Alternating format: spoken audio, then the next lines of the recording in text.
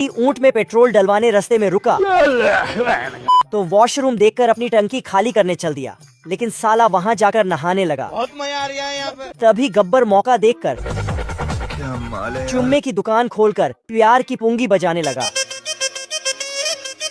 तो बसंती नागिन बनकर चुम्मा लेने पहुंच गई। 150 रुपया देगा। अच्छा ठीक है। लेकिन ये साला चुम्मा देकर इसे ही घोड़े पर भगा ले गया। बंटी टंकी खाली करके आया तो देखा उसकी बसंती गब्बर संग भाग गई। गब्बर बसंती को भगाकर एक टेंट में ले आया, लेकिन साला टेंट के अंदर तो महल था। क्या कारीगरी है। बंटी धूप गर्मी सहकर बसंती को बचाने आ रहा था, तभी साला ऊंट का टायर पंक्चर हो गया। यहाँ पहुँचाकर देखा दोनों की पिक्चर चल रही है। तेरी बहन ब्याह करवा का? नहीं। कुत्ता खिड़की से एक हसीन कुतिया को देखकर क्या माल है यार। साला तुरंत घड़ी का टाइम बदलकर 5 बजे कर दिया और मालिक को जबरदस्ती घुमाने ले जाने बोलने लगा। फिर पार्क पहुंचकर उसे खींचकर उसी जगह ले गया जहां कुतिया अपनी मालकिन के साथ बैठी थी। है मुझसे कोई स्मार्ट? बताओ। 30 मार खान की तरह स्टाइल दिखाकर इसके सामने से गुजरता है तो कुतिया भी उसकी सुंदरता पर फिदा हो जाती है। स्वागत तो करो हमारा। नहीं।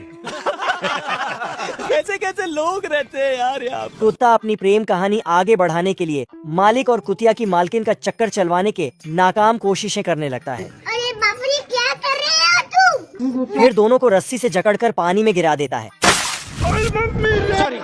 कोई बात नहीं सेन्योरिटा, कोई बात नहीं। बड़े बड़े देशों में ऐसी छोटी छोटी बातें होती रहती हैं। और दोनों को एक दूसरे से प्यार हो जाता है। फिर मालिक और मालकिन की शादी होते ही कुत्ता भी कुतिया का हाथ मांगकर उससे ब्याह रचा लेता है। फिर चारों खुशी से एक घर में रहने लगते हैं।